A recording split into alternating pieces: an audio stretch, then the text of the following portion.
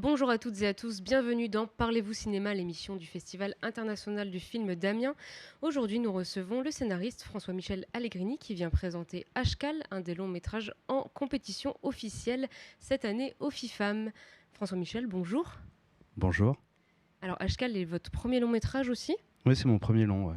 et il s'agit d'une enquête policière au sujet de personnes qui s'immolent par le feu dans les jardins de Carthage, un quartier de Tunis dont la construction a été entamée sous Ben Ali au milieu des années 2000 et arrêtée subitement en 2011 lors des printemps arabes. Pourquoi avez-vous décidé de tourner dans cet endroit particulier? C'est Youssef qui a découvert ce lieu, le réalisateur du film, Youssef Chebbi, a découvert ce lieu parce que sa mère venait de construire une maison pas plus loin, quoi, en fait. Et en se baladant dans le quartier, il est tombé sur cet endroit qui est vraiment un endroit insolite. Quand on y est, on a vraiment envie de se dire, c'est un décor de cinéma, quoi.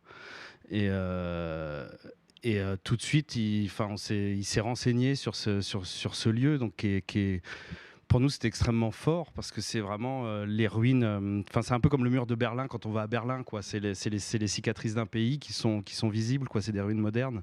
Donc, c'est vraiment, pour expliquer un peu, c'est un quartier où du coup, il y a des penthouses modernes, vraiment finis, super chic. C'était destiné. Enfin, le lieu était destiné pour que les gens du régime y vivent, en fait, et les gens aisés. Donc tu as des penthouses modernes finis, et à côté, tu as des immeubles abandonnés, des friches de détritus, des chiens errants, d'autres immeubles abandonnés, un autre penthouse. Donc c'est un lieu assez atypique, et en fait, l'envie de faire un film, elle est venue du lieu. Ouais. Ouais, c'est assez contrasté avec tous ces immeubles hyper géométriques, presque symétriques. C'est vrai que on dirait vraiment un décor de cinéma en fait. Ouais, ouais, on a l'impression que ça a été monté pour le cinéma, enfin pour une grosse production qui aurait plein d'argent. Et la Tunisie a été le pays où se sont embrasées les révolutions arabes en 2011, avec notamment l'immolation publique de Mohamed Bouazizi en 2010. Que symbolise le feu dans votre film? Oui, le feu, il symbolise plein de choses. On peut le prendre de différentes façons. Forcément, le feu, c'est l'immolation. Donc, c'est un caractère politique, c'est un geste politique, c'est un geste révolutionnaire qui a appelé à la révolution. Mais aussi, le feu, on peut le prendre de manière beaucoup plus spirituelle, voire religieuse. C'est un symbole du sacrifice, c'est un symbole de purification. Du coup, voilà, ça peut amener à quelque chose de plus divin, De plus fantastique aussi. de plus fantastique. Oui, dans le film, enfin, il y a deux. On peut le prendre de manière très politique, on peut le prendre de manière très religieuse. Dans l'iconographie perse, le prophète en fait est représenté. Il y a plusieurs tableaux qui le représentent avec un visage qu'on ne voit pas et qui est entouré de flammes. Donc c'est quelque chose qu'on retrouve dans le film, quoi. Et on décrivait Ashkal comme une enquête policière au début, mais on vient de le dire, c'est un long métrage qui joue aussi avec un peu les codes du fantastique. Pourquoi vous passez par un film de genre pour dénoncer? Ah, bah, je trouve que enfin, il y a rien de mieux que le film de genre pour dénoncer, en fait. Je trouve. Enfin, puis enfin, avec Youssef, on est totalement. Enfin, on a grandi avec Georges Romero, on est vraiment, on est baigné là-dedans depuis toujours. Mais l'idée, il y avait une envie, vraiment à la base, il y avait une envie. C'était quand il est arrivé avec ce lieu, quand il est arrivé avec une envie d'histoire, d'enquête policière. Youssef, c'est à ce moment-là que je l'ai rejoint. Et il y avait vraiment, moi j'avais vraiment l'envie de faire comme un peu les films noirs américains des années 40-50 où on se sert, l'enquête c'est un prétexte en fait, c'est un prétexte pour parler de quelque chose d'autre. Donc c'est vraiment des films qui ont parlé des névroses de l'Amérique, de sa paranoïa, de ses blessures. Et il y avait vraiment l'envie de se dire, tiens, on va servir de faire la même chose avec Ashkal, on va servir d'une enquête policière, mais pour dessiner un portrait de la Tunisie, ou tout du moins un espèce de constat intenté de la société tunisienne. Et parmi tous ces films noirs, il y en avait un qui est en quatrième vitesse de Robert Aldrich, pour ceux qui l'ont vu, qui finit complètement dans le fantastique. Et ça a vraiment été une source d'inspiration de se dire qu'on peut passer d'un genre à l'autre, enfin, faut croire au cinéma, faut croire au pouvoir du cinéma, quoi. On peut faire un film de genre policier, puis d'un seul coup se dire, bah non, je vais faire un film fantastique. Justement, dans Ashkal, ça commence vraiment de manière très réaliste avec cette enquête. Et sans trop dévoiler la fin, on arrive quand même vers du fantastique et toutes les questions sont en suspens en fait. Ouais, c'était la volonté, ouais. C'était vraiment la volonté. de plonger, de commencer le film comme voilà, un thriller politique, parce qu'en plus il y a une enquête sur la corruption de la police en parallèle, et de faire un film d'ambiance. Enfin, l'envie de Youssef, c'était de faire un film d'ambiance, un film d'atmosphère, et peu à peu de faire que l'un des personnages qui apparaissent, c'est vraiment ce quartier, quoi. Il y a toute une scène où d'un seul coup on bascule de point de vue et on passe à travers les immeubles. Et c'était de rendre ce lieu vivant, quoi. Et, euh, et, euh, et créer une inquiétante. Voilà, le mot qui revenait souvent, c'est créer une inquiétante étrangeté. Il faut qu'on arrive à créer une inquiétante étrangeté. Et progressivement. Mais ça marche très bien parce qu'on a vraiment ces scènes contemplatives, elles instaurent Mm. vraiment presque une sorte de malaise par moment parce que toutes les scènes sont filmées, enfin une grande partie des scènes sont filmées de nuit en plus. Mm. Et je me demandais justement comment vous avez fait pour jouer autant avec les codes du réalisme, du polar, du fantastique, tout en gardant une certaine justesse. Ça, il faudrait le demander à Youssef, parce qu'à l'écrit, c'est beaucoup de dire, c'était beaucoup de discussions, c'était beaucoup de, puis c'était beau, ça, le travail d'écriture, c'est poser vraiment les choses de manière précise pour pouvoir après se concentrer sur l'image, sur l'ambiance, sur l'atmosphère, quoi. Et faudrait lui demander à lui, mais en tout cas, c'est gentil, c'est un gentil compliment. Et ouais, c'était. Je pense que c'est l'épure, le minimalisme. C'est en restant dans des choses très épurées, très dans le détail. Il y a vraiment un souci de dire les choses sans vraiment les dire, de voir des choses au loin, de rester dans le détail et dans l'épure et pas se perdre pour avancer petit à petit. Je vous propose qu'on regarde tout de suite la bande-annonce d'Ashkal. C'est parti.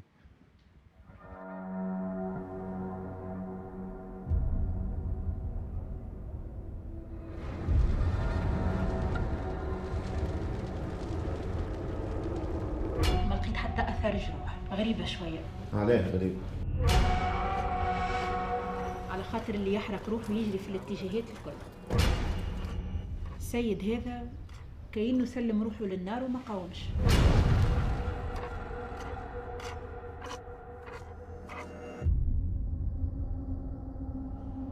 انت عليه ما علمتنيش من الاول. زوز محروقين في نفس الحومه في ضرب جمعه وانت تقولي ما عندهم حتى علاقه ببعضهم.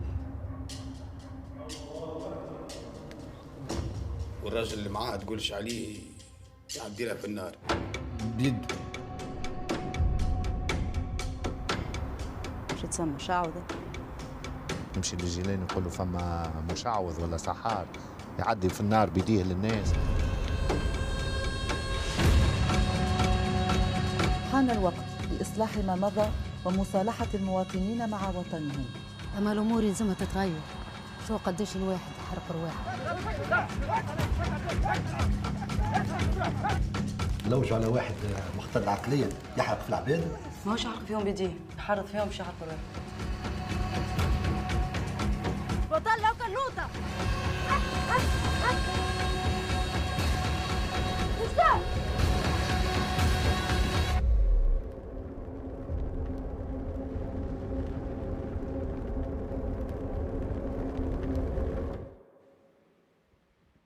Vous parliez d'images assez épurées, une mise en scène assez épurée pour respecter un peu, pour confronter un peu tous les codes dont on parlait, le réalisme, le polar, le fantastique. Est-ce que dans le scénario, ça a été pareil, l'écriture du scénario?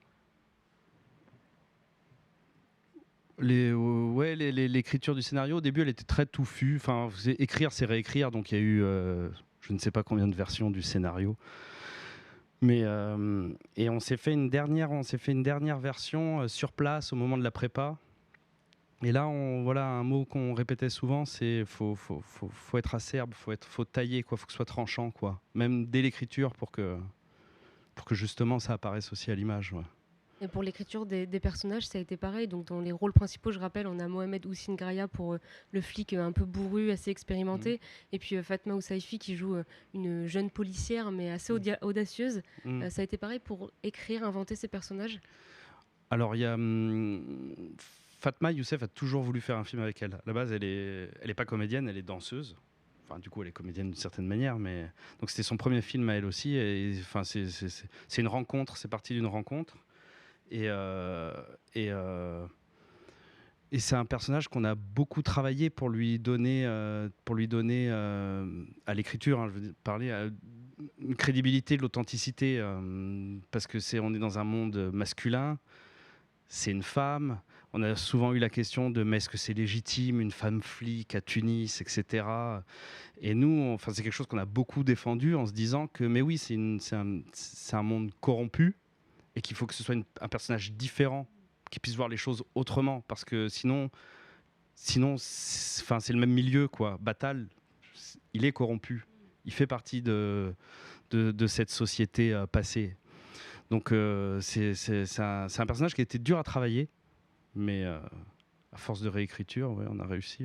Et justement, Fatma, elle incarne une policière, et quelle place vous vouliez donner aux femmes dans la police tunisienne?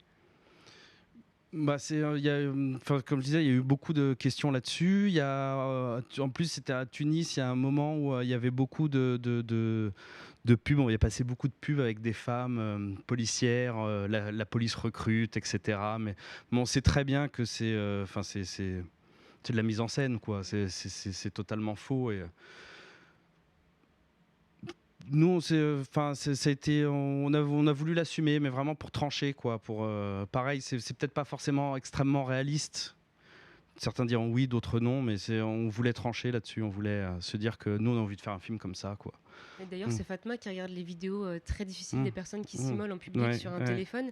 Et c'était important pour vous de montrer comment les vidéos de ces suicides sont relayées? Oui, c'est important parce que dans le film, ça a un sens, parce que ça crée une obsession. Juste du point de vue de l'histoire, ça crée une obsession. Après, en effet, oui, c'est des vraies vidéos d'immolation. Donc c'est vraiment il n'y a pas de trucage. Et il y a toute une envie, toute une partie de parler de ça, en fait. C'est des vidéos qui sont balancées sur le net. Il y a une idée il y a même des gens qui se servent de ça pour attirer des gens, des victimes qui, au final, on retrouve un peu ça dans le film, cette idée de manipulation, de se servir des gens et de leurs faiblesses pour les pousser à l'immolation.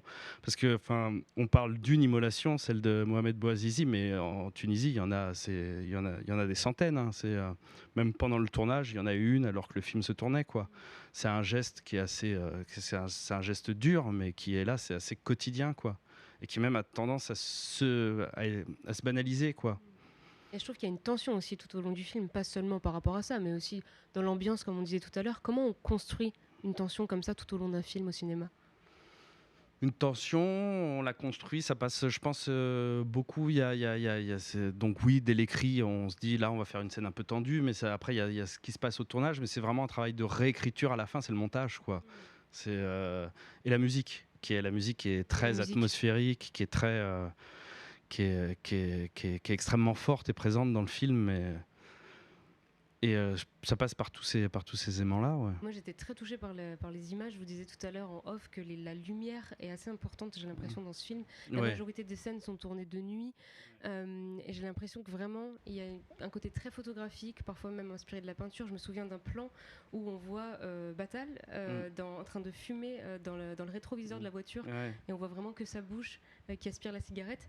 Est-ce que c'est de la photographie et une inspiration? Comment vous avez créé ces couleurs si particulières? On a peu parlé de la photo avec Youssef. Moi, j'étais là à la préparation, mais j'étais pas là après pendant le tournage. Mais je me souviens que des discussions, c'était l'idée, il faut qu'il y ait de l'ombre. Il faut que les noirs, ils aient différentes teintes. Parce que souvent, les noirs, ils sont uniformes. Là, ça se travaille de nuit, il y a beaucoup de nuit, et en fait, il faut créer de la texture dans les noirs. Il faut qu'il y ait différents noirs. C'était ça une grande idée de Youssef et de son chef opérateur.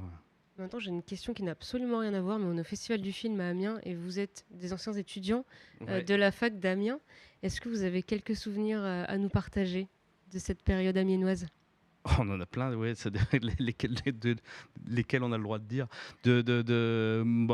La période à Amiens, moi, Youssef, j'ai connu avant, quand il arrivait en France, au lycée. On s'est tout de suite rapprochés. Et de mes souvenirs d'étudiants, cette période amiénoise est un peu une espèce d'îlot magique où on avait une promo assez folle, où il y avait énormément de gens passionnés de cinéma, super intéressants, qui aimaient des choses totalement différentes. Hein. Le film des films de genre, des films d'auteur. Puis on s'intéressait à tout ce qui passait. On allait voir Romer, et puis après on allait voir Carpenter. Enfin, on était juste dans une dynamique de découverte et de curiosité. Ouais, c'est les souvenirs que j'en ai en fait, une espèce d'émulsion, d'effervescence autour du cinéma, quoi. Et De manière assez candide, comme ça. Ashkal était déjà un peu né à Amiens. Les inspirations viennent d'Amiens. Quand vous parlez de Romer, de Carpenter, c'est ce qui a ensuite fait...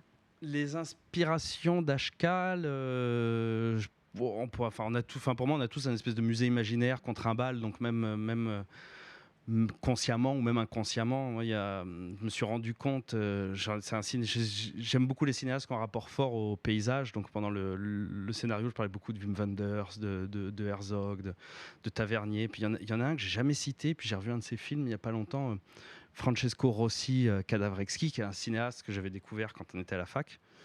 Et je me suis dit, mais c'est incroyable, parce que limite, on pourrait croire qu'on a tout piqué, quoi. Il y a les films n'ont rien à voir les uns avec les autres, mais il y a énormément de ressemblances, quoi. Et l'un des cinéastes dont parlait Youssef, c'était Yazanke. Il parlait souvent de Yazanke. Et le seul film qui a été montré à l'équipe, c'était Cure de Kurosawa. Okay. Voilà. Ouais. Donc oui. Donc ça vient un petit peu d'Amiens. Et ma dernière question, c'est sur le titre du film. Que signifie Ashkal ? Ashkal, alors c'est un mot qui est dur à traduire en français. Il n'y a pas d'équivalent en fait, parce que ça veut dire plusieurs choses à la fois. Ça veut dire les formes, les contours. Ça veut dire l'ombre. Ça peut aussi dire la silhouette. Donc en fait, c'est un titre qui englobe tous les motifs qu'on retrouve dans le film. Les formes sont les formes, cette architecture. Les contours, c'est la silhouette, c'est le corps de l'immolé, qu'on devient juste une silhouette, et en même temps, c'est l'ombre, c'est le mal qu'il y a au fond derrière ces immeubles, à l'intérieur de ces immeubles, quoi. On n'en dira pas plus, on laissera le public découvrir Ashkal. En tout cas, merci beaucoup François-Michel Allegrini. Merci à vous. Je rappelle que votre film Ashkal est en compétition officielle pour cette 42e édition du Festival international du film d'Amiens. Notre émission touche à sa fin. Vous pouvez retrouver les épisodes de Parlez-vous cinéma sur les réseaux sociaux du FIFAM, en particulier sur YouTube. À la prochaine.